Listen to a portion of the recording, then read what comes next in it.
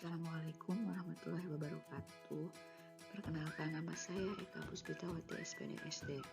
Kali ini saya akan memaparkan tentang resume manajemen ASN.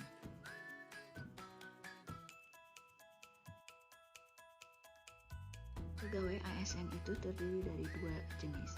Yang pertama, pegawai negeri sipil atau yang biasa disingkat dengan PNS. Yang kedua, pegawai pemerintah dengan perjanjian kontrak atau yang biasa disingkat P3K. Kedudukan ASN. Pegawai ASN berkedudukan sebagai unsur aparatur negara yang menjalankan kebijakan yang ditetapkan oleh pimpinan instansi pemerintah serta harus bebas dari pengaruh dan intervensi semua golongan dan partai politik. PNS itu berhak memperoleh 1. Gaji, tunjangan, dan fasilitas. 2. Cuti. 3. Jaminan pensiun dan jaminan hari tua. 4. Perlindungan dan yang kelima pengembangan kompetensi. Berbeda dengan P3K, berhak memperoleh gaji dan tunjangan, cuti, perlindungan, dan pengembangan kompetensi. Untuk P3K tidak mendapatkan jaminan pensiun dan jaminan hari tua. Kewajiban pegawai ASN itu banyak sekali, di antara 1. Setia dan taat pada Pancasila, Undang-Undang Dasar 1945, NKRI, dan pemerintah yang sah, menjaga persatuan dan kesatuan bangsa, melaksanakan kebijakan yang dirumuskan pejabat pemerintah yang berwenang, menaati ketentuan peraturan perundang-undangan, melaksanakan tugas kedinasan dengan penuh pengabdian, kejujuran, kesadaran, dan tanggung jawab, serta menunjukkan integritas dan keteladanan dalam sikap, perilaku, ucapan, dan tindakan kepada semua orang baik di dalam maupun di luar kedinasan. Peran ASN.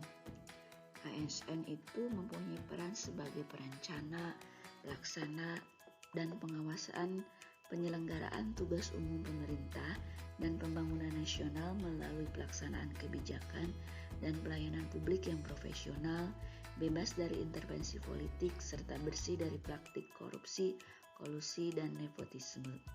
Tugas ASN yang pertama, melaksanakan kebijakan yang dibuat oleh pejabat pembina kepegawaian sesuai dengan ketentuan peraturan perundang-undangan. Kedua, memberikan pelayanan publik yang profesional dan berkualitas. Ketiga, mempererat persatuan dan kesatuan NKRI. Apa itu sistem merit dan apa urgensi penerapannya dalam manajemen ASN? Bagi organisasi, mendukung keberadaan prinsip akuntabilitas yang saat ini menjadi tuntutan dalam sektor publik. Bagi ASN, menjamin keadilan dan juga menyediakan ruang keterbukaan dalam perjalanan karir seorang pegawai. Prinsip sistem merit. Yang pertama, keadilan dan kewajaran. Kedua, objektif. Ketiga, berbasis kinerja. Pelaksanaan sistem merit dalam beberapa komponen pengelolaan ASN. Yang pertama, penyusunan dan penetapan kebutuhan. Kedua, penilaian kerja. Ketiga, pengembangan kompetensi, promosi, mutasi, dan penghargaan. Kelembagaan dan jaminan sistem merit dalam pengelolaan ASN. Yang pertama, Komisi Aparatur Sipil Negara. Yang kedua, Kemenpan RB.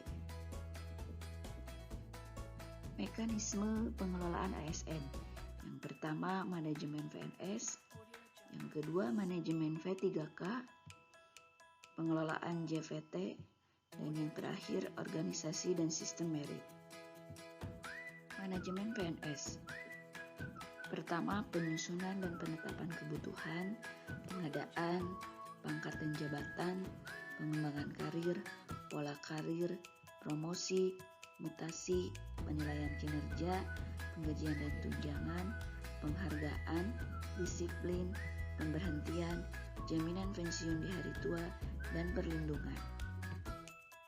Untuk manajemen V3K, yang pertama penetapan kebutuhan, pengadaan, penilaian kinerja, penggajian dan tunjangan, pengembangan kompetensi, penghargaan, disiplin, pemutusan hubungan perjanjian kerja, dan perlindungan.